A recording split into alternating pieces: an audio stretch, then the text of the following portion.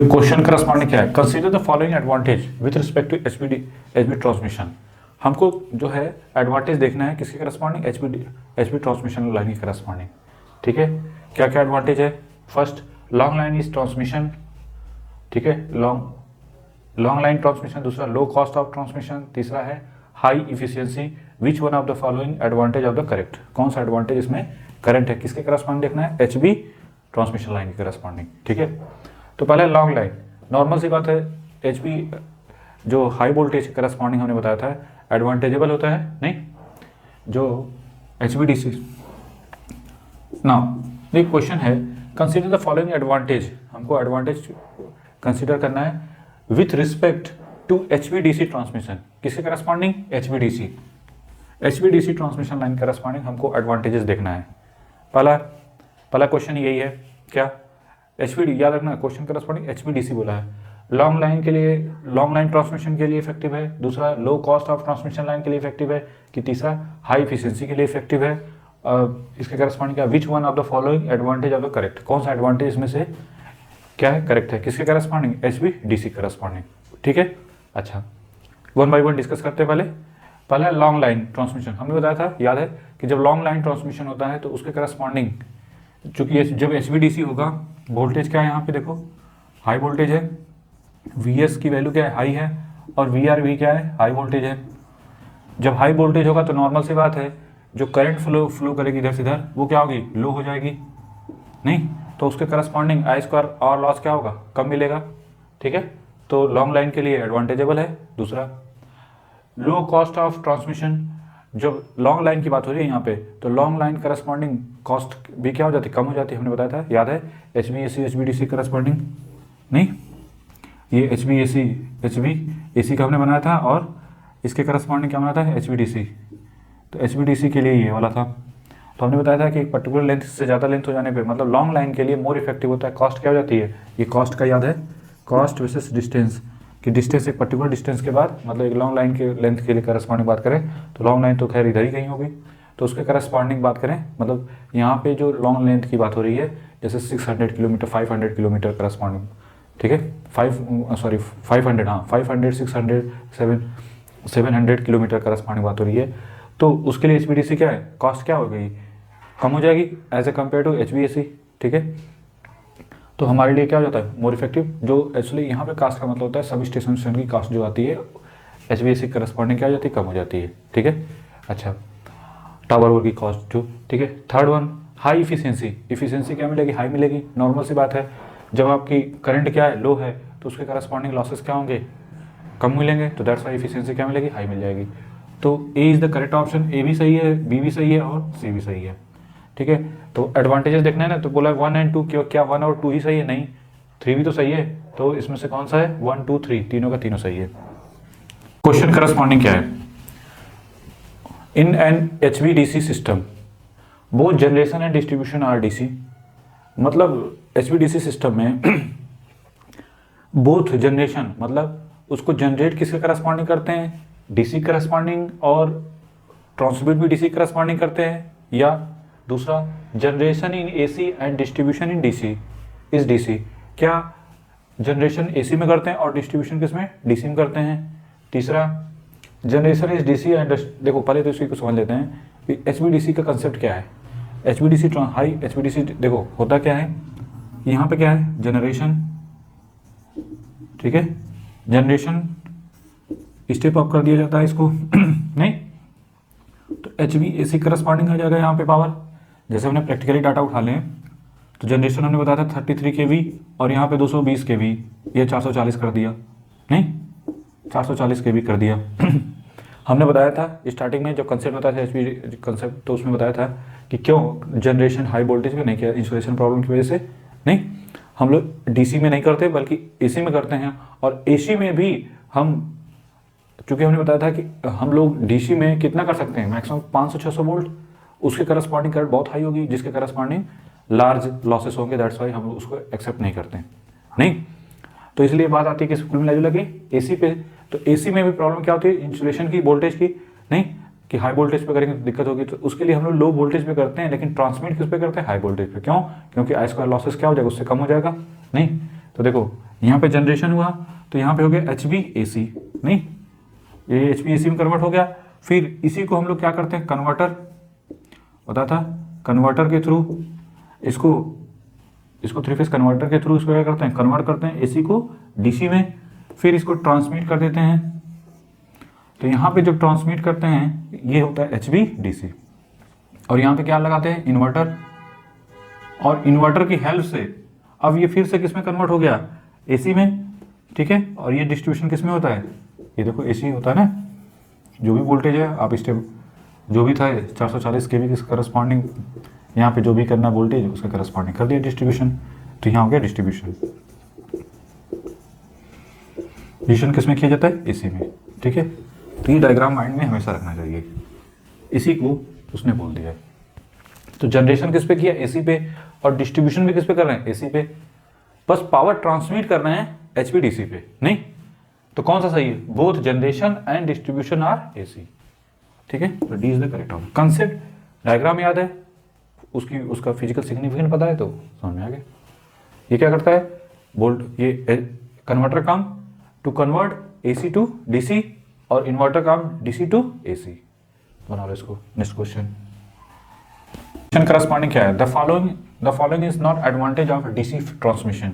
कौन सा इसमें ऐसा है कि जो नॉट एडवांटेजेबल है, किसके लिए, एचबी, यहाँ पे डीसी ट्रांसमिशन की बात हो रही है, सिर्फ डीसी ट्रांसमिशन की, एचबी ट्रांसमिशन की नहीं, एचवीडीसी की नहीं, बल्कि डीसी ट्रांसमिशन।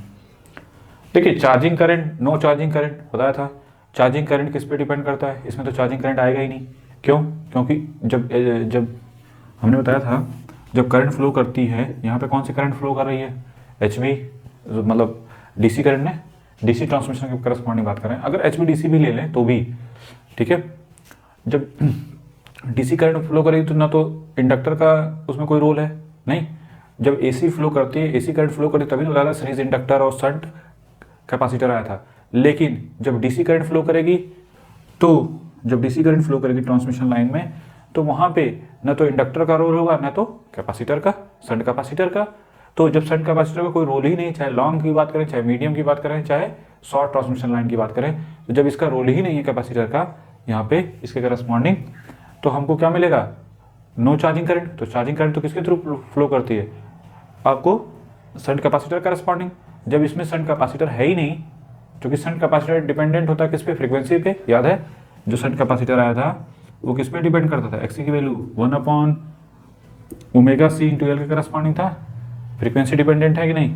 अब ये डीसी ट्रांसमिशन फ्रीक्वेंसी डिपेंडेंट होता है नहीं, जब डीसी ट्रांसमिशन फ्रीक्वेंसी डिपेंडेंट नहीं होगा तो नो चार्जिंग करंट, तो नो चार्जिंग करंट होगी।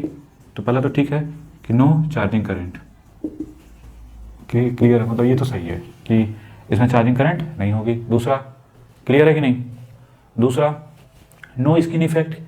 स्किन इफेक्ट भी किस पे डिपेंड करता है, फ्रीक्वेंसी डिपेंडेंट होता है, एसी का मामला है, तो दैट्स वाई हमको क्या इज नॉट एडवांटेज। हाँ तो ये भी एडवांटेजेबल में नहीं है, नहीं ये तो एडवांटेज में है ना, ये तो एडवांटेजेबल है ना कि चार्जिंग करंट नहीं होती है। हमको देखना है एडवांटेजेबल नहीं है कौन सा। तो बताइए no skin effect, skin effect होता है क्या, स्किन इफेक्ट यहाँ पे स्किन इफेक्ट नहीं होगा। क्यों, क्योंकि ये किस पे डिपेंड करता है स्किन इफेक्ट, फ्रीक्वेंसी डिपेंडेंट, मतलब एसी करस्पॉन्डिंग होता है, मतलब फ्रीक्वेंसी डिपेंडेंट होता है। तो दैट्स वाई यहाँ पे स्किन इफेक्ट का है तो एडवांटेज होता है ना, तो दैट्स वाई ये भी एडवांटेजेबल है, ये भी एडवांटेजेबल है। नहीं डीसी ट्रांसमिशन में एक तो एडवांटेज है कि नो चार्जिंग करंट होगी, क्यों, क्योंकि शंट कैपेसिटर नहीं होगा, ठीक है, शंट कैपेसिटर के थ्रू करंट नहीं पास करेगी इस वजह से।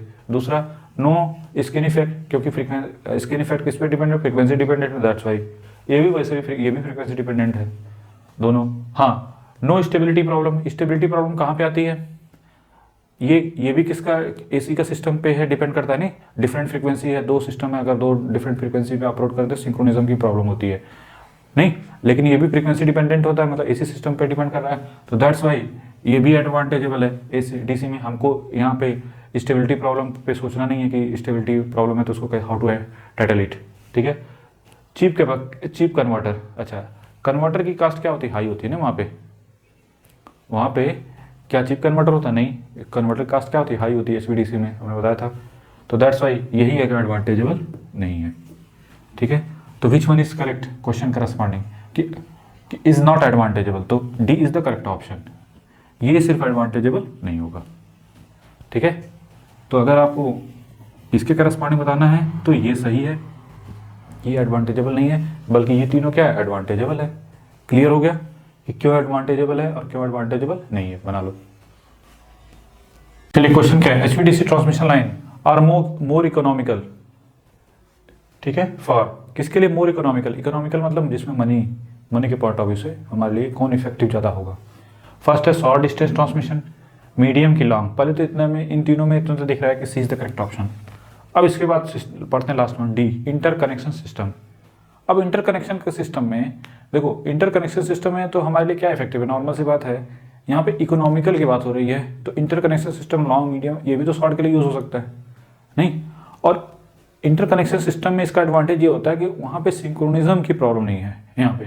क्यों? क्योंकि ये फ्रीक्वेंसी इंडिपेंडेंट है नहीं। फायरिंग एंगल से हम लोग क्या करते हैं, आउटपुट वोल्टेज को एडजस्ट कर लेते हैं इसके, तो दैट्स वाई इकोनॉमिकल पूछा है, तो इस वजह से कौन होगा, C is the correct option. ठीक है, तो क्वेश्चन करस्पॉन्डिंग क्या है, in HVDC transmission system rectifier firing angle alpha is kept near, किसके करस्पॉन्ड रखना चाहिए, 0 की 15 की 30 की 90 करस्पॉन्डिंग। और उससे बड़ी बात है क्यों, देखो पावर फैक्टर एंगल जो होगा, power factor angle on DC side वो किस पे डिपेंड करेगा, नॉर्मल सी बात है फायरिंग एंगल करस्पॉन्डिंग नहीं। हम क्या चाहेंगे, पावर फैक्टर कितना होना चाहिए, टू बी यूनिटी के करस्पॉन्डिंग, मतलब क्लोजर टू 1 नहीं, कोशिश तो करेंगे 1 की तरफ। अब ये कहोगे सर 0 हो जाए, 0 तो खैर चाहते हैं लेकिन होता नहीं है। प्रैक्टिकली क्या होता है, ये 15 के आसपास, 14 या 15 के आसपास होता है। ठीक है, हम लोग इतना रखते हैं जिससे क्या होता है, पावर फैक्टर एंगल क्या हो, मतलब पावर फैक्टर क्या हो, इंप्रूव कर जाए। किसके करस्पॉन्डिंग, डीसी साइड के करस्पॉन्डिंग। डीसी साइड का इनपुट पावर फैक्टर किस पे डिपेंड करेगा, फायरिंग एंगल करस्पॉन्डिंग। तो फायरिंग एंगल हमको कितना, क्लोजर टू, हम तो चाहते हैं 1, लेकिन नहीं 1 रखना है, मतलब ये कितना हो जाए, अल्फा 0 हो जाए। अब 0 रखने का, 0 चाहते हैं लेकिन होता नहीं है, प्रैक्टिकली वो वैल्यू कितनी होती है, 14 के आसपास होती है। तो ऑप्शन क्लोजर टू किसके करस्पॉन्डिंग, ये 15 वाला, तो A B is the correct option. ठीक है, मतलब हम फायरिंग एंगल कम रखते हैं। ठीक है, तभी तो हमको कॉस अल्फा क्या मिलेगा, कम मिलेगा उसके करस्पॉन्डिंग। बना लो इसको। क्वेश्चन करस्पॉन्डिंग क्या है, in case of HVDC system there is charging current but no skin effect. Charging current किसकी वजह से होती है, नॉर्मल सी बात है, हमने क्या बताया था, ड्यूटी शंट रिएक्टर की वजह से नहीं, यहाँ पे शंट की वजह से होगी ना। अब यहाँ पे जब हम बात कर रहे हैं डीसी ट्रांसमिशन की, तो उसमें सिर्फ लाइन रेजिस्टेंस होता है, ना तो इंडक्टर होगा ना तो कैपेसिटर होगा नहीं। यहाँ पे शंट कैपेसिटेंस तो नहीं होगा, और शंट रिएक्टर सीरीज रिएक्टर भी नहीं होता है नहीं। तो अब बताइए, चार्जिंग करंट तो फ्लो ही नहीं करेगी, चार्जिंग करंट तो शंट से पास करती है, मतलब ये वाली करंट। तो जब इसमें चार्जिंग शंट पैरामीटर ही नहीं होगा तो इसमें करंट जाएगी नहीं, तो नो चार्जिंग करंट। ठीक है, no charging current. What about skin effect,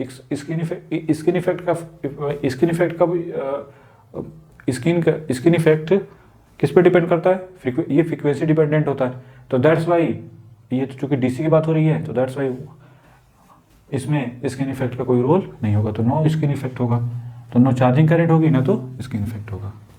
sorry, कौन सा सही ना, neither charging nor skin effect. ठीक है, यहाँ पे चार्जिंग करंट है, यहाँ पे भाई मिस्टेक नहीं लिखा था, बना लो इसको।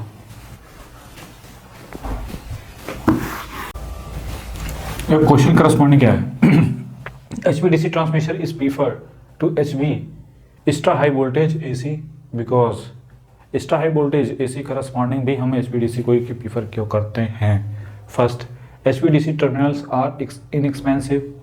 सेकेंड, HV, ठीक है, second, VAR compensation is not required in HVDC. Third है system stability improve, harmonic problem is avoided.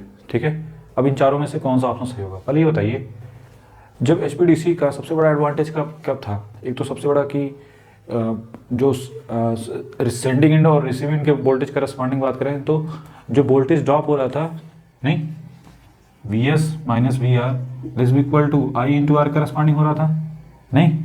क्योंकि करंट हमको कम है तो दैट्स वाई वोल्टेज ड्रॉप हमको क्या मिलेगा, कम से कम मिलेगा। तो हमको वी आर क्वेश्चन है, V R compensation is not required in HVDC. तो एचवीडीसी में तो वी आर कंपनसेशन तो रिक्वायरमेंट नहीं होती, पहली बात नहीं।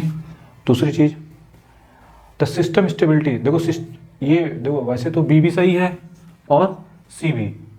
System stability improve, system stability क्या होती है, इंप्रूव होती है नहीं, उसकी सिस्टम स्टेबिलिटी क्या होती है, इंप्रूव होती है ना as a compare to extra high voltage AC transmission line corresponding बात करें तो, ठीक है, किसकी, एचवीडीसी की, ठीक है।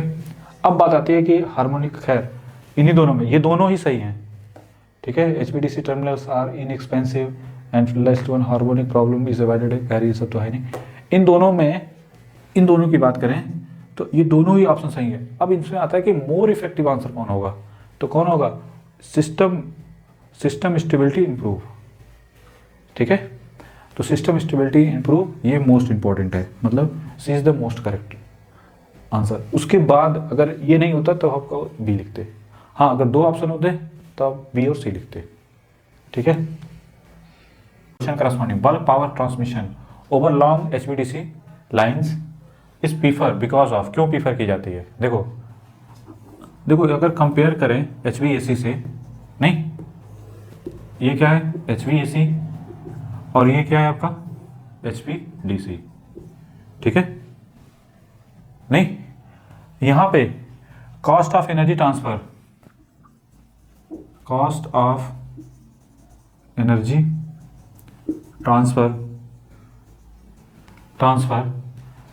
एक पर्टिकुलर लेंथ के बाद, जैसे ओवरहेड ट्रांसमिशन लाइन के लिए हमने क्या बताया था, 4400 किलोमीटर से 500 किलोमीटर के बीच में होता है, कि उससे ज़्यादा किलोमीटर की लेंथ के लिए के बाद क्या बताया था कि लॉन्ग लाइन के लिए कौन सुटेबल होता है, एचवीडीसी, नहीं तो low cost of HVDC terminal. अब देखो क्वेश्चन में पहला है कि low cost of HVDC terminal, ठीक है। देखो कहने का मतलब है अगर इन दोनों कंपेरिजन किया तो यहाँ पे जो एचवीडीसी कॉस्ट का जो एचवीडीसी करस्पॉन्ड जो कॉस्ट होगी वो एचवीएसी करस्पॉन्डिंग क्या होगी, कम होगी, तो दैट्स वाई इसको प्रीफर किया जाता है।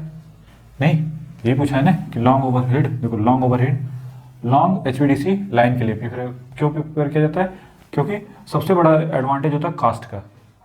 उसके बाद जो अदर चीज़ें होती हैं, अब जैसे ये है कि मिनिमाइज में लाइन लॉसेस, नॉर्मल लॉस इसके एचवीएसी करस्पॉन्डिंग का मतलब, लेकिन सिग्निफिकेंट सबसे ज़्यादा मोर एडवांटेजेबल कौन है, ये वाला, ठीक है। तो जब कई ऑप्शन लग रहे हो कि सही है तो उसमें मोर, जिसमें ज़्यादा से ज़्यादा प्रॉफिट हो, नहीं उसको प्रीफर किया जाता है। तो सबसे ज़्यादा प्रॉफिट क्या है, कॉस्ट ऑफ, जो कास्ट होती है टर्मिनल की करस्पॉन्डिंग, ठीक है, एनर्जी ट्रांसफर की वो क्या होती है, सबसे कम होती है, कब, लॉन्ग लाइन में, किसमें, एचवीडीसी करस्पॉन्डिंग। तो that's why one is the correct. Other चीज़ें तो सेकेंडरी हैं, ठीक है। अदर में एज ए कंपेयर टू इसके कंपेरिजन में क्या होगा, पहला वाला ज़्यादा एडवांटेजेबल है, that's Y first is the correct option, ठीक है। तो देखा जाता है मोर क्लोजर हो, मोर प्रीफरेबल कौन होगा, तो उसके करस्पॉन्डिंग देखा जाता है आंसर पहले, जब इस टाइप का। हाँ जब उसमें अब जैसे 1 2 3 कौन सा ये उसके करस्पॉन्डिंग है, तो अब आप जो उसके करस्पॉन्डिंग बनेगा वो हम उसको प्रीफर कर देते हैं, ठीक है, बना लो इसको। चलिए क्वेश्चन करस्पॉन्डिंग का क्या है, consider the following statement related to HVDC transmission, HVDC transmission corresponding which one is the correct. देखिए there is no stability problem, देखिए हमने क्या बताया था, जो स्टेबिलिटी प्रॉब्लम होती है, जैसे दो जनरेटिंग स्टेशन उनको कनेक्ट करना है तो वहाँ पे दोनों को फ्रीक्वेंसी मैच करानी पड़ती है, ठीक है। तो इसी सिस्टम में ही प्रॉब्लम, यहाँ पे तो डीसी में तो उसकी कोई दिक्कत नहीं, तो दैट्स वाई एचवीडीसी के लिए तो कोई दिक्कत नहीं, नो स्टेबिलिटी प्रॉब्लम, ठीक है। फर्स्ट स्टेटमेंट सही है, ठीक है, क्योंकि स्टेबिलिटी का प्रॉब्लम किसके करस्पॉन्डिंग होता है, इसी करस्पॉन्डिंग, तो डीसी है, दैट्स वाई। अच्छा, corona loss is higher, corona loss क्या होता है, लो होता है इसमें, एचवीडीसी में हमने क्या बताया था, एचवीडीसी में कोरोना लॉस क्या होता है, कोरोना लॉस लो होता है, ठीक है, बताए थे रीजन, नहीं कि अगर जैसे मान लो इसके करस्पॉन्डिंग 220 किलो वोल्ट के करस्पॉन्डिंग ले लें यहाँ पे एचवीएसी और एचवीडीसी, सॉरी यहाँ पे एसी ले लें और ये क्या है डीसी करस्पॉन्डिंग वोल्टेज कोई ले लो। अब बताइए ये जो वैल्यू है, ये जो वैल्यू लिखी जाती है ये किसके करस्पॉन्डिंग, आरएमएस वैल्यू करस्पॉन्डिंग है, इसकी पीक वैल्यू क्या हो जाएगी, नॉर्मल सी बात है 220/2 करस्पॉन्डिंग होगी, नहीं। और ये वैल्यू किसे करस्पॉन्डिंग 311 केवी वोल्ट। नहीं, जो वैल्यू पीक वैल्यू इसकी कितनी होगी, लाइक दिस वन, जबकि डीसी में पीक वैल्यू तो यही रहती है। नहीं, ये आरएमएस वैल्यू है ना, तो जैसे वी आरएमएस वैल्यू ऐसे दिस इक्वल टू क्या होता है, वीएम बाई रूट 2। तो वीएम की वैल्यू क्या होती है, रूट 2 से क्या होते हैं, मल्टीप्लीकेशन करते हैं ना आरएमएस में, वी आरएमएस में, तो रूट 2 से मल्टीप्लीकेशन कर दिया तो 300 इसके आसपास आता है। अब बताइए हायर वोल्टेज पे नॉर्मल सी बात, आयोनाइजेशन ये ज़्यादा होगा, तुम्हारा कोरोना लॉस क्या होगा, ज़्यादा होगा। नहीं, जबकि इसके करस्पॉन्डिंग कम होगा। तो एचपीडीसी में कोरोना लॉस क्या होता है, कम होता है, पहली बात। ठीक है, तो ये तो गलत है कि corona loss is higher, corona loss higher नहीं होता, बल्कि क्या होता है, अगर एचवीएसी करस्पॉन्डिंग कंपेयर किया जाए तो लो होगा। नहीं, there is no distance limitation. हाँ, ये भी है, ये भी सही है कि कोई लिमिटेशन नहीं है डिस्टेंस की, लॉन्ग हो चाहे मीडियम हो चाहे शॉर्ट हो, सब में इस्तेमाल कर सकते हैं, कोई दिक्कत नहीं है। ठीक है, अच्छा दूसरी, circuit breaker is cheaper and easier, ये गलत है। यहाँ पे देखो कॉस्ट यहाँ पे क्या होती है, हाई हो जाती है। नहीं, जो सर्किट ब्रेकर की कॉस्ट क्या हो जाती है, हाई होती है। क्यों, एक सिंपल सी बात, सर्किट ब्रेकर जब हमने एनालिसिस किए थे तो उसमें हमने क्या देखा था, जो भी हमने मोस्टली एनालिसिस की थी उसमें क्या था कि डीसी एसी करंट आती थी, उसको उसके करस्पॉन्डिंग उसको, अब जैसे ये डीसी करंट है तो उसको किसके करस्पॉन्डिंग, एसी करंट के करस्पॉन्डिंग या वोल्टेज के करस्पॉन्डिंग उसको चेंज करना पड़ेगा पहले। तो नॉर्मल सी बात है कि जब चेंज करेंगे तो इन्वर्टर कन्वर्टर का यूज़ करना पड़ेगा, तो कॉस्ट क्या हो जाएगी ऐसे कंपेयर टू एसी, हाई हो जाएगी, दैट्स वाई। ठीक है, तो which one is correct, 1 and 3, 1 and 3 is correct option, मतलब B option is correct option, other सब जितने भी हैं सब गलत है। ठीक है, कॉस्टली भी होता है, इजी चीप नहीं होता, कॉस्टली हो जाता है और ये डिफिकल्ट हो जाता है। नहीं, खैर, तो 1 and 3 is the correct option, B is the correct. तो कौन कौन सा 1 and 3 और ऑप्शन करस्पॉन्डिंग बात करें तो कौन सा होगा इसके corresponding, B is the correct option.